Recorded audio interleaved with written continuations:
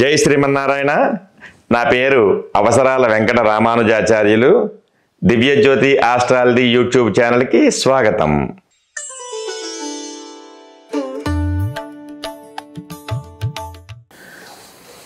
జై శ్రీమన్నారాయణ. శ్రీ గురుభ్యో నమః. అపదామపహర్తారం దాతారం సర్వసంపదాం లోకాభిరామం శ్రీరామం భూయో భూయో నమామ్యహం.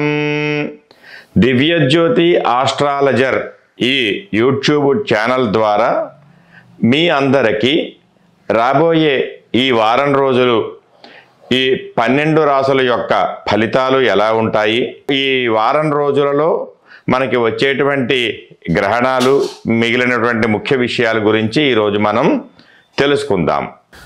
అందులో ముఖ్యంగా మనకి భగవంతుడు మన యొక్క జీవన విధానాన్ని తెలుసుకునేటువంటి విధానం, అంటే అసలు జాతకము అంటే ఏంటి, జ్యోతిష్యము అంటే ఏంటి, ఆస్ట్రాలజర్ అనే దానికి తెలుగులో జాతకము జ్యోతిష్యము అని చెప్పబడుతుంది. అయితే అసలు ఈ జ్యోతిష్యాన్ని మనకి పూర్వీకులు ఋషులు ఎవరందించారు అంటే పరాశర మహర్షి, వేదవ్యాస మహర్షి దగ్గర నుంచే మనకి ఈ జాతకాన్ని, జ్యోతిష్యాన్ని అందించిన వారిలో ముఖ్యులు ఉన్నారు. పరాశర మహర్షి అంటే వేదవ్యాస మహర్షికి తండ్రి. వారే చాలా అద్భుతమైనటువంటి గ్రహ సంచారాన్ని చూసి ఆ సమయంలో ఒక అద్భుతమైన దివ్య శక్తి ఉద్భవించబోతోంది అని ఆయన తెలుసుకొని ఆయనే స్వయంగా వేదవ్యాస మహర్షిని కన్నారు. అలాంటి అద్భుతమైనటువంటి ఆస్ట్రాలజీని మనకి అందించారు. అందులో మనకి ఎన్ని కోట్ల మంది జనం ఉన్నప్పటికీ, ఎన్ని లక్షల మంది ఉన్నప్పటికీ, ప్రపంచంలో ఈ భూభాగం మీద ఎంతమంది ఉన్నప్పటికీ భగవంతుడు మాత్రం అందరికీ ఈ 27 నక్షత్రాలలో, 9 గ్రహాలలో, 12 రాసులలో మొత్తం మనకి ఈ అందరి యొక్క జాతకాలని కూడా మనకి అందచేశాడు ఆయన భగవంతుడు. అయితే అసలు ఈ జాతకం అంటే ఏంటి, ఇది మనకి ఎలా ఉపయోగపడుతుంది, దీనిని మనం చూసుకోవడం సరైనదేనా అంటే, మనం పూర్వజన్మలో చేసినటువంటి పాప పుణ్యాల యొక్క ఫలితములు ఏవైతే ఉంటాయో అవి మన జాతక చక్ర రూపంలో భగవంతుడు మనం పుట్టేటువంటి సమయంలో మనకి అదే పూర్వజన్మలో మనం చేసిన పాపపుణ్యాల ఫలితాన్ని ఈ జన్మలో మనం ఎలా అనుభవించబోతున్నాము అనే విషయాన్ని మనకి మన జాతక చక్ర రూపంలో అందించాడు.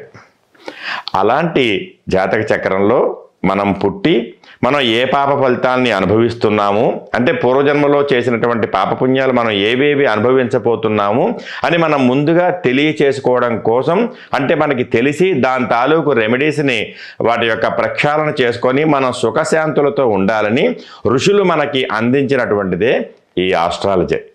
అలాంటి ఆస్ట్రాలజర్ని మనకి ఈ దివ్యజ్యోతి ఆస్ట్రాలజర్ వారు మనకి అద్భుతంగా ప్రతివారం మనకి అందించాలని అనుకోవడం, దానిని మనం ప్రతివారం ఎప్పుడు వారం ముందుకు వస్తుందా దానిని చూద్దామా అని మనం ఎదురు చూడడం కోసం దానిని తెలుసుకొని దాని తాలూకు రెమెడీస్ని చేసుకొని మనం ఆనందంగా సుఖంగా ఉండడం కోసం ఎలా ఉండాలా అని అనుకోవడం, అదంతా కూడా మనకి భగవంతుడు తెలియచేసినటువంటి ఒక జ్ఞానం. అందులో భాగంగా మనకి మొత్తం 12 రాసులు ఉన్నాయి. అందులో ప్రధానంగా మొట్టమొదటి రాశి, అన్ని ప్రధానమైన రాసులే. అందులో మొదటి రాశి కనుక మనం తీసుకున్నట్లయితే అది మేషరాశి. ప్రతి రాశిలో కూడా మనకి ఒక నక్షత్రానికి 4 పాదాలు ఉంటే ప్రతి రాశిలో 9 పాదాలు ఉంటాయి. అంటే ఒక మేషరాశిలో అశ్విని నక్షత్రం 4 పాదాలు, భరణి నక్షత్రం 4 పాదాలు మరియు కృత్తికా నక్షత్రం కంటిన్యూషన్ 1 పాదం, అంటే 9 పాదాలు ఉంటాయి.